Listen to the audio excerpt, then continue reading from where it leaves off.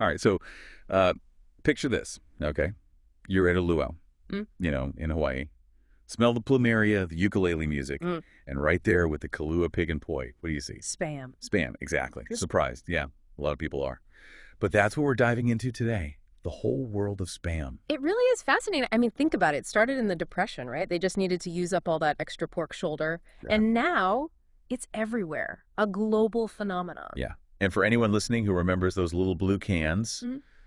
maybe next to the Jell-O in the pantry, spam has a special place in our memories. But this deep dive, we're going way beyond childhood memories here. We're going to uncover all the surprising history and the real impact of this iconic canned meat. Oh, absolutely. We're talking ingenuity, wartime necessity, and some really, really clever marketing. Plus, just how food can get tied up with a whole culture's identity. It's unexpected, to say the least. So let's unpack it all. The whole spam saga. And we got to start at the beginning, right? Back in the 1930s, the Depression. There was this guy, George Hormel. Oh, yeah, Hormel. He had this meat packing company, but he wasn't one of the big guys, not like those Chicago giants. He was all the way out in Minnesota, Hundreds of miles away. hundreds of miles. But Hormel, he cared about quality. Oh, absolutely. He did. But he was also practical. Yeah. They were trying to figure out, what do we do with all these less popular cuts of meat, like pork shoulder? And that's where spam comes in. It was a way to make something good out of what they had. It's genius when you think about it. And the name Spam is almost as famous as the actual food. Didn't they have like a contest? So they did. $100 for the best name. $100 and Spam won. Some say it's a mix of spiced and ham, but To this day, nobody knows for sure. Hormel keeps it a secret. part of the marketing magic, I guess. But it was World War II that really put Spam on the map. Oh, yeah. World War II changed everything. Rationing, sacrifice, and a whole lot of Spam. Exactly. Meat was hard to come by, especially back home. So Spam became this, well, almost like a patriotic symbol.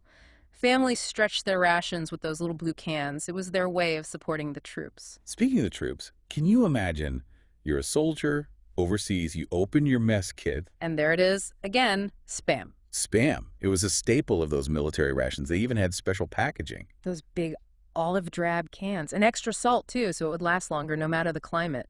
A lot of soldiers, they just use Spam to mean any processed meat. That's how common it was. Wow. But, even General Eisenhower, the Supreme Allied Commander, he had his own spam story. He wrote about it later, said he ate his share during the war, even made unkind remarks about it right in the middle of battle. Well, wartime does that, doesn't it? It shapes how you see food. And for anyone who lived through those years, Spam brings back a lot of memories. It does. And after the war, Hormel really went all in with their marketing. Family, patriotism, that good old American way of life. Remember those ads, the happy families, everyone smiling around a table, just loaded with spam. Oh, those were classic. And don't forget the Hormel Girls. The Hormel girls. A whole dance troupe, 60 members. They toured the country singing and dancing about Spam. Pure marketing genius, if you ask me. It was a different time, for sure. But it worked.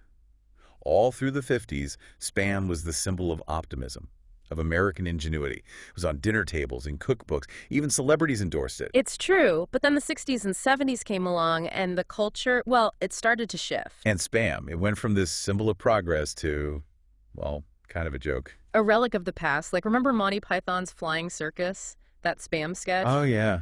And Weird Al's song Spam. Those pop culture moments really stuck, didn't they? They did. I think everybody's got their own spam moment from back then. But here's where things get interesting. While spam was fading here in America, it was taking off in a whole new way somewhere else. Oh, yeah. Around the world. Thanks to the Lend-Lease Act and all those U.S. military bases popping up, Spam went global. Wow. It's amazing how a can of meat could become such a cultural ambassador, It is. And it shows that food doesn't always follow a straight path. It influences people, it changes tastes in ways you'd never expect. And speaking of unexpected, we have to talk about Russia. Did you know that Nikita Khrushchev, the Soviet leader, he actually credited spam with helping defeat the Red Army during World War II? It's true. He said without Spam, they couldn't have fed their army. That's pretty powerful. Just goes to show how important this little can of meat became in a completely different culture.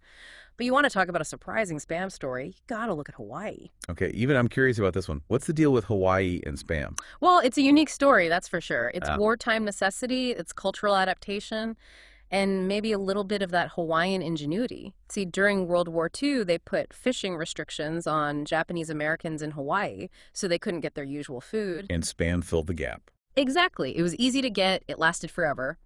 But it's more than that, right? Spam didn't just fill in, it became a real part of Hawaiian cuisine. Really? Like how? Like spam musubi. Mm. You know, grilled spam on rice, wrapped in seaweed. It's a beloved local snack. And then there's the Spam Jam, a whole festival dedicated to spam. Thousands of people go every year. That's amazing. Who would have thought a can of meat could become so important to a culture's food, you know? Yeah. And speaking of cultural identity, Spam also had a big impact in South Korea. It did, yeah. During the Korean War, American soldiers would trade their spam rations with the locals, you know, as a gesture of goodwill, sort of a way to connect during a tough time. Makes sense. Sharing food, it can really build bridges. Yeah. But I mean, South Korea was still recovering from the war, right? Oh, absolutely. Food was scarce. The black market was, well, it was thriving. And spam, it had this long shelf life, and people associated it with America, with, you know, having plenty. So it became a hot commodity, almost like a luxury in some cases. Interesting. So Spam's value, it really depended on where you were, what was going on. It wasn't just about the food itself, but how did it actually become part of Korean cuisine? Well, they say necessity is the mother of invention, right? People got creative. They started adding spam to their stews, their stir fries, Yeah. even kimchi. And one dish in particular really became a symbol of that post-war era, budai jijigae. Budai guy. Yeah, it means army stew. Army stew. Ah, that sounds intense. It is. Picture this. Spicy broth bubbling away, kimchi, ramen noodles, hot dogs, and of course, spam. It's like this fusion of Korean flavors and American ingredients, you know, a snapshot of that time in Korean history. Wow. A dish that captures a whole cultural shift. Makes you wonder if the same thing happened in other places where Spam ended up. You're right. Spam's journey really shows how adaptable food can be. It became like a blank slate. Each culture added its own spin. Like in the Philippines, for example, bringing back spam from a trip abroad, that became a tradition. Hold on, a can of Spam as a souvenir. That's wild. But I thought you said there was a black market for Spam in the Philippines.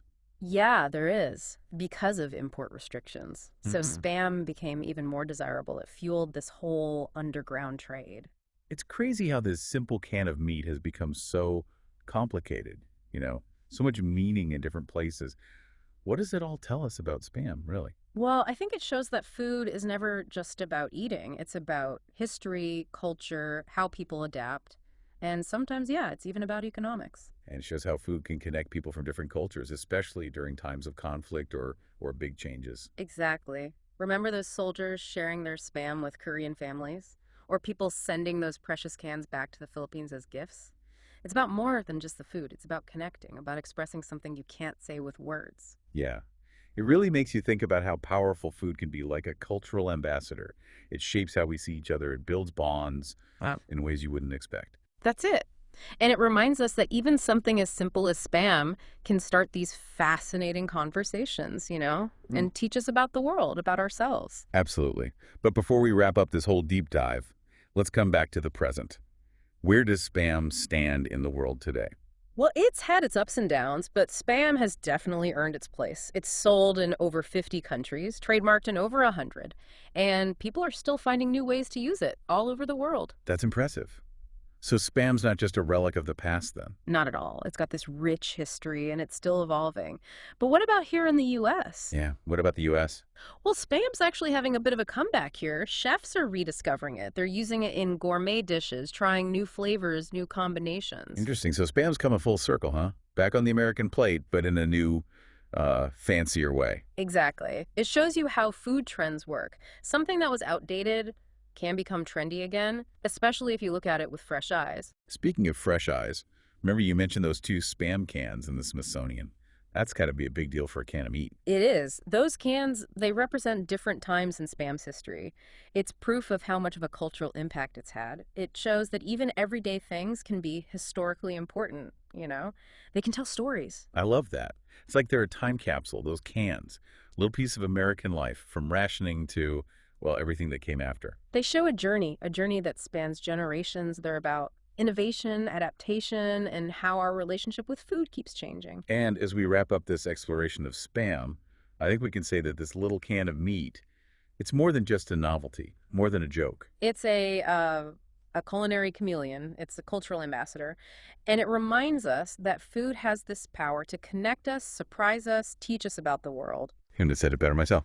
So next time you see that blue can at the store, take a second to think about its history. You might be surprised at what you find.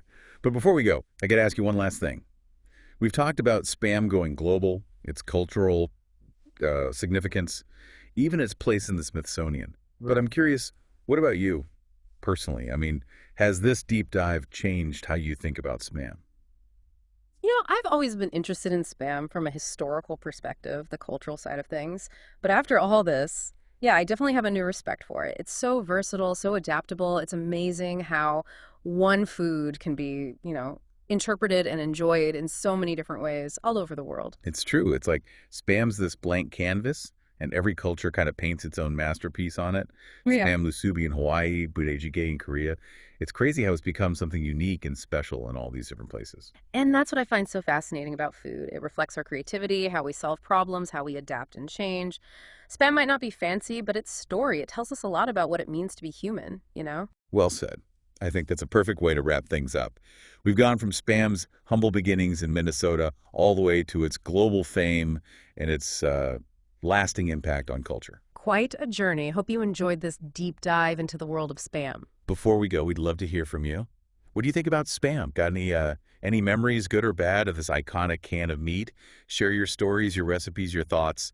We want to hear it all. And hey, if you're feeling brave, why not try some Spam yourself? Maybe a Spam musubi, or whip up a batch of that budae or, get creative. Come up with your own Spam-inspired dish. You might just find your new favorite food. Until next time, happy eating.